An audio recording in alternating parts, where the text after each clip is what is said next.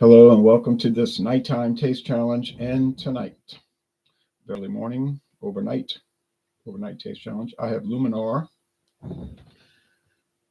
Joven, 100% agave mezcal. All mezcal has to be 100% agave anyway. This is a strange one. It's made by Kimosabe, a real distilling company. They don't list this. Doesn't mean anything because Kimosabe says they do a lot of contract mezcal distilling. They do have their own brands, and it is an unusual mezcal using tequilana agave, more commonly known as Blue Weber agave. There's no rule against that. That's the agave typically used for tequila, but it's used in this mezcal. Of course, tequila is a type of mezcal. All right, it's got a black rubber stopper plastic cap. I bought this at Total Wine & More. It was like about $29. Their website is down right now, so I can't show it to you. Like I tell you, at this time of the night, a lot of the websites will be under maintenance. And that's what it says. It's got it on there. Clean up on aisle, on the Chardonnay aisle, website under maintenance.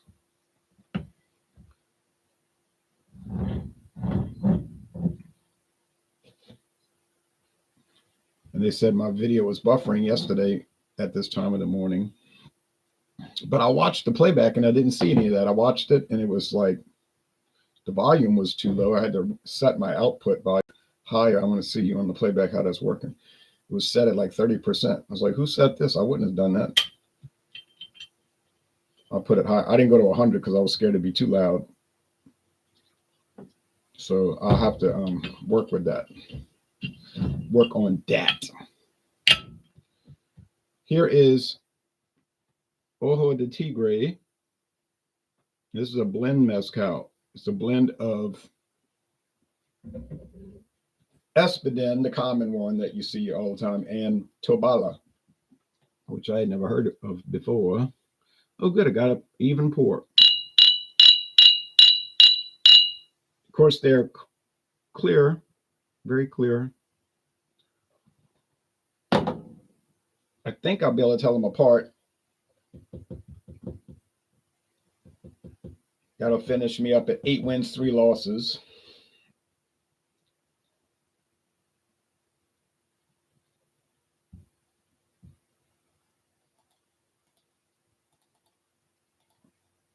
%. A lot of NFL teams wish they had finished it with a 73% win percentage. Oh.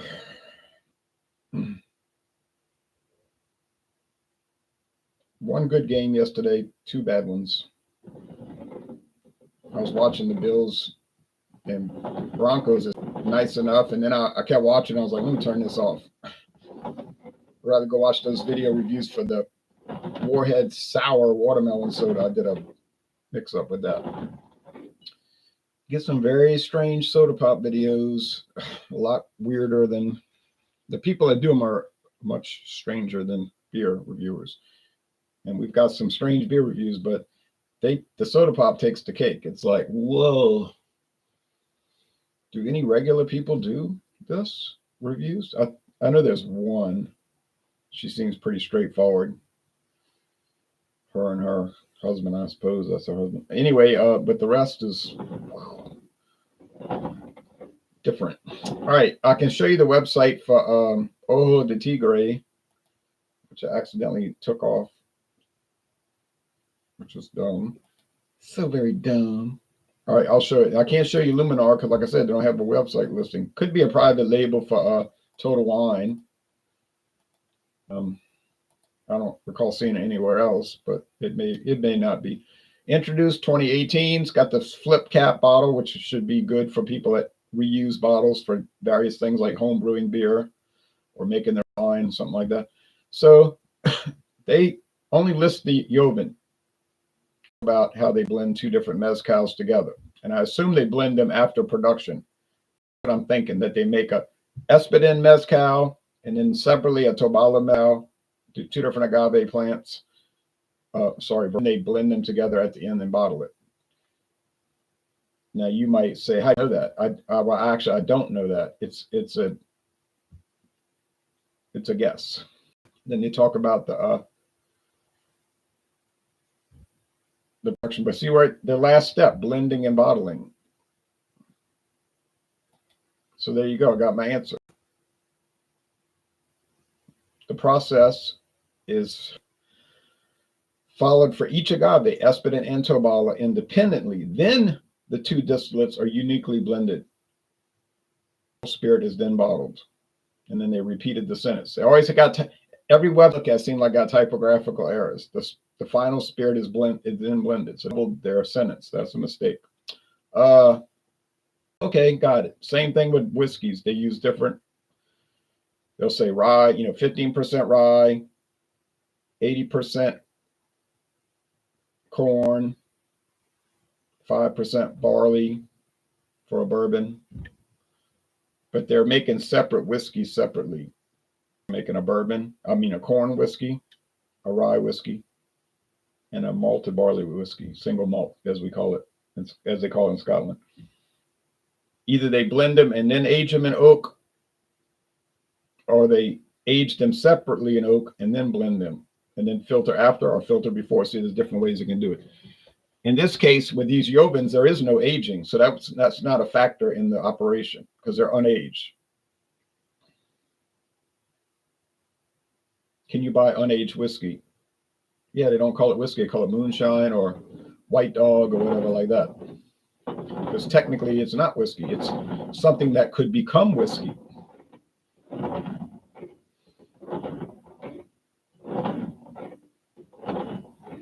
If it's allowed to age.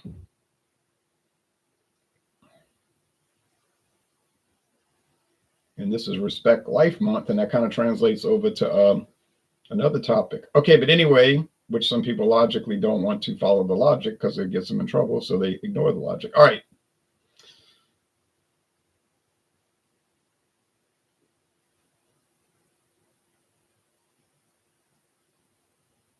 In my experience with those people is their method of argument is to block you on social media. And you're not hostile, you're just talking about a logical progression. I mean, you made the premise and now here's the evidence. Let's make a conclusion. Oh, I'll block you. Okay, yeah, well that's a real good way to argue. Maybe that's why things are changing in America. Hopefully, permanently. All right.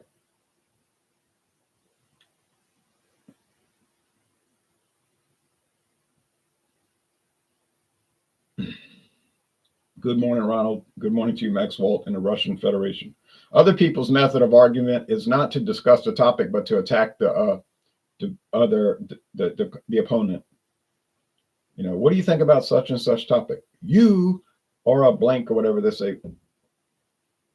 What are you talking about? We're asking about the topic. You brought up Pearl Harbor. I didn't. I asked you a question about it.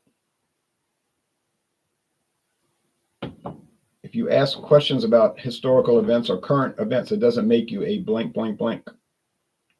Now, you may be one of those things, but asking questions does not necessarily make you, might just be that you want to learn. And maybe you're not indoctrinated. See, I've been inoculated against the indoctrination. Luckily, I was inoculated over 40 years ago. So I know what the people are going to say before they say it, and I'm not going to get infected by their virus, so to speak. As a figure of speech, not a literal, obviously. Okay, this smells like vegetable juice. What vegetable? Well, of course, agave. It's fine, but it's nothing remarkable. These mezcals, they'll smell similar, one similar to the next, to the next, to the next, more or less. Now, your counterpoint could be, well, you're just doing a bunch of them that are in the same price range, 27 to $6. Yes, that's right. I accept that. I accept that counterpoint. And so I can't comment on ones that are $80, $120, $30, $200. So that's an important point to bring up. But with what I am dealing, what I'm looking at here in this series, they are very similar.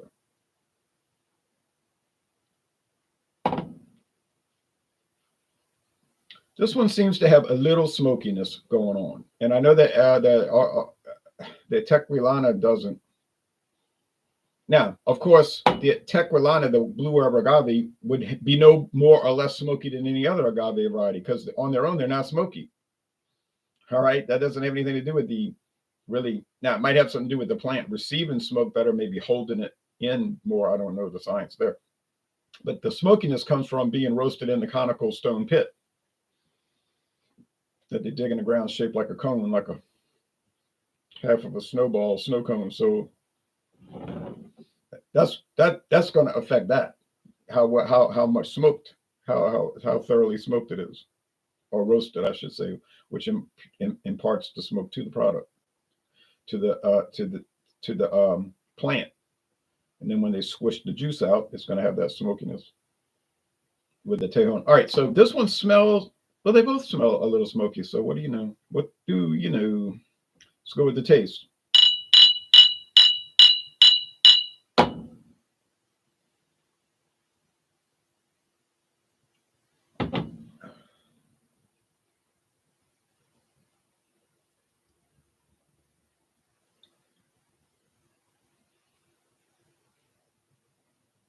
Very vegetative. Nice taste. Medium body. Mostly dry finish. Like I say, I could try all the other ones except for Monte Alban, which is an outlier in a very bad way. But I could try all the others. It'll be the same experience. That's what I'm saying. Just get to Trader Joe's. What makes Trader Joe's so special? Nothing, except that it's $21.99 at time of purchase. That's what I paid, $21.99. That's what makes it special. It's not better than the others, but it's certainly not worse. And so why would I pay $7 more for something that tastes more or less the same? Quick answer, I wouldn't do that. Now, does that apply for every Trader Joe's private label? Certainly not. The two IPAs, for instance, they're nice, but when you put them in competition, they don't make it. Well, they probably would win against some of these things they put on the market now, and they call IPAs, which is no more than a fruit-flavored pale ale. I don't know what kind of game they're trying to play. I guess they're winning the game because people are buying them, including me, to do reviews. So yeah, I guess Bosom American IPA and Bosom Double IPA, as strange as they are, yeah, they probably would beat a lot of these juicy fruit flavored pale ale concoction things being perpetuated onto the market. Okay. 10 years ago, no way. Stone IPA, Torpedo, Celebration dry hopped ale, fresh hopped ale, sorry. Even Goose Island IPA would whip up, and they still, in Lagunitas, will still easily defeat the Bosom. Those are the old classics. Maximus, the original Maximus. But these new things that I think everybody's getting really tired of them. I think there's already coming a backlash, and it's going to get much worse. Thankfully, it will.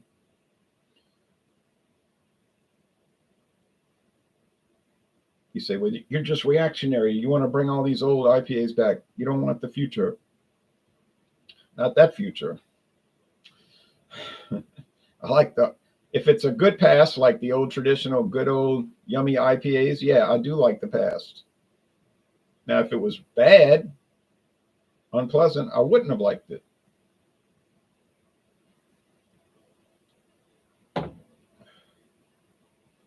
vegetable juice, a little pepper spice. Very nice. I drink it twice with red beans and rice. But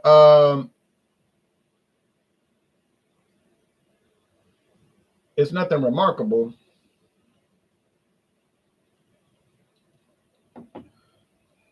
This one, this is a tough one. Good morning, Jay, says Phil in Paris. Good morning to you. I got Russia, France. Any Americans watching? All right. Oh yeah, they're all asleep. They're normal. They get up at normal hours. They're not crazy like me. Get up crazy hours. But well, anyway, but that's all right.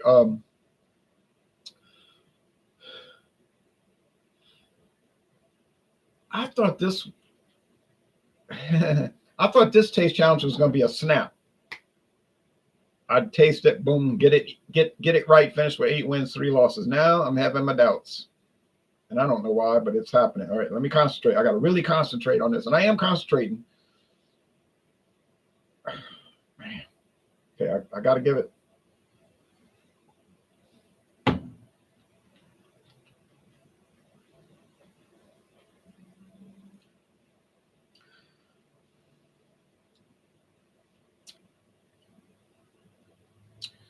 Sugar, sweetness, and vegetable juice. I know I've said that about whiskey in the past. It tastes like sugar water. It does taste like sugar water to me, and so do these. It's just what they taste like. I mean, there's other flavors, you see, but the body of it, just like the main flavor is sugar water, which I guess I would want to drink. I don't think I would really. Okay.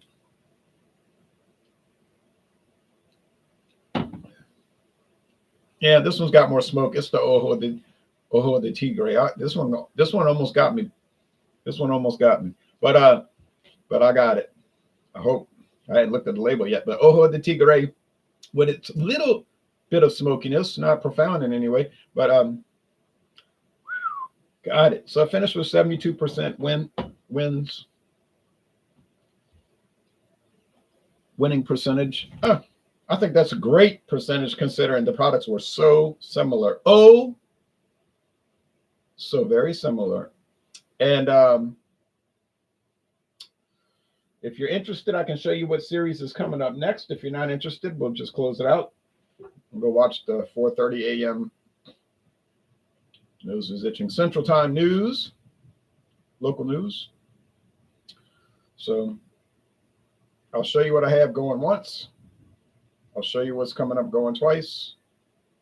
Well, that's all right. Just wait, and then you'll see it coming on to a live hangout soon enough. And it's going to be a great tasting series. It's really going to be wonderful, I think. One of the most exciting I've ever done, just by nature of what's going to be battling everyone, battling all the others. I really can't wait. All right, y'all take care now, but I have to wait. Laughing out loud. Maybe you're an Epicurean. That's why you're here so early. Yeah. Or just I go to sleep early. Oh, my goodness. All right. Bye-bye.